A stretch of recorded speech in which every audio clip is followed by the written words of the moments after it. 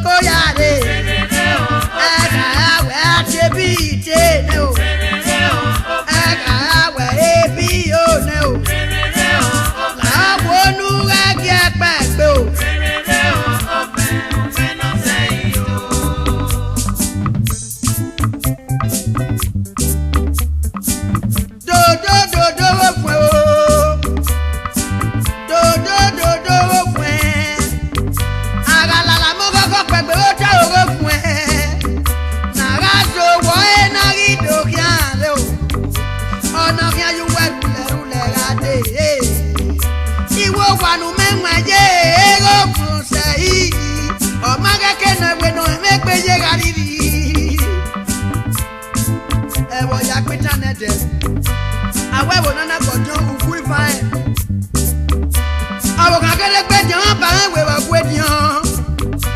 Et on m'a dit à quoi les mots. Arula Median m'a dit à dos. A te said au bossy ou done.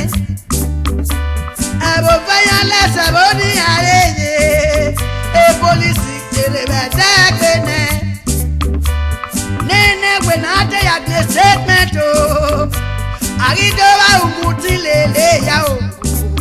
Nene when I come we I tell ya pepe. Nene when I tell you alias I get busy. Hey ya good no. Ola pa fe wune ogori yari baye. Umeto agi mago Ovensehi o. Ogbono gado weto amere ada o. Ogbono gado weto amere ada. Awo ugirere awo. Ugirere awo. Nudo sahiye no Beni huyu. Ugirere do sahiye no Beni huyu. Urere do sahiye no Beni huyu. Urere do sahiye no Beni huyu. Ayawe police mu omo bobo. Eh government yo la o. Ugirere o.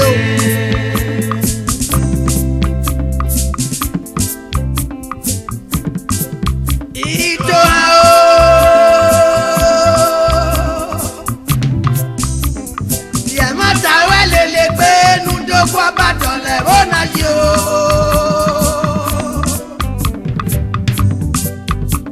Adera isi egbe o. Ara itewe ma pona la wo Ovensehi arere ya tewe na. O la pa mewune oro ri yari e ba e. Ora so kange ime na ri oro ne.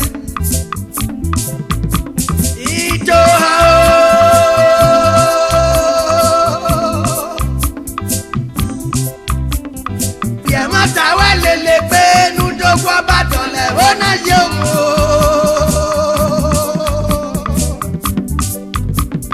Adera isi egbe o. Ara itewe ma pona Apane mo pe eri me ujo.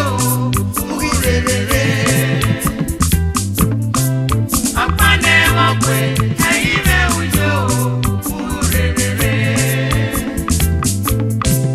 Agi mene rudio Ovensehi o Apane mo agi mene rudio Ovensehi Apane mo agi mene rudio Ovensehi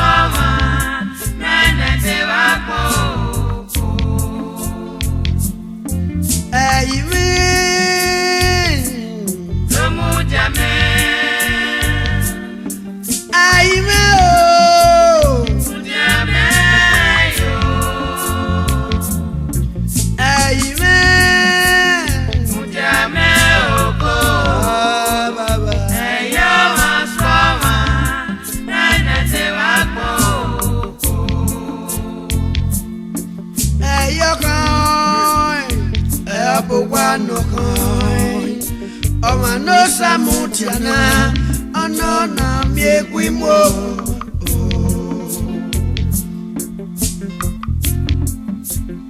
eya bo wano ka o no samutiana anona miegwimo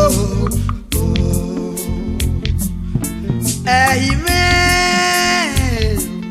Domujame. Amen. Mujame yo. Amen. Mujame oko.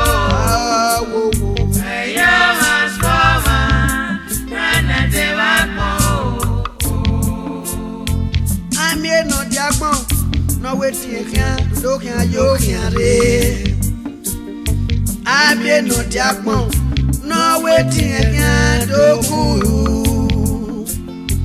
Ami no diagbon. No wetin kan do ku. So popi ani ne iwe no ewe. No ma ewe. Ora la moto. Ori suko kia ejuwo. Okwe anara be loke tore. Oye abulu oyi keke. Ne iwe ne rebo wa. Ora ebuku. E Tokyo. E Tokyo. E Tokyo unda eye makwe. Kapeta no mafe. Ate kapeta o. Kapeta rafine. Furniture maker. Naritie. Iwe ne rebo wa. Ora ebuku. E Tokyo. E Tokyo. E Tokyo unda eye makwe. La wo ime no more than no man. La wo ime no do mudia me o go. Etela no ma fe. Etela o. Etela rafene fashion designer na ritie. Ese ne bigi la ulo wa. Epenta eriye yakome ula wo eyimefo nudo mudia me ogo eyime do mudia me eyime mudia me yo eyime mudia me ogo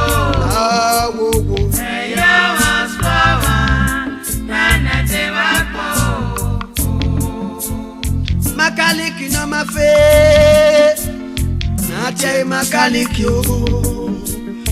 Ora megone engineer na ritie. E trader no ma fe. Enemego ate e trader o. E trader afene business tycoon na ritie. Yo, e musician emego. No mami wa debi. Awe akumbagolo Iga rene superstar Naritie yo Eyime Mujame Eyime o Mujame yo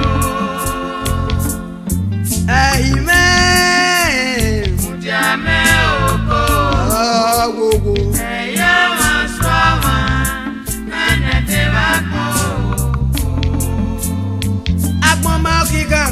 Nana mi wogege agitie ula wo eyime ege eyime aye bago kwoni mekana upono doye ni asila o wagbon o ona ya fi owe yo ha bago pe ana ma eri o tore ogboni kana upono doye ni asila o wagbon o Ogigi aya fi owe yo ha ona ya fi yo o pe ana ma eri o tore I kuku sevye o kayo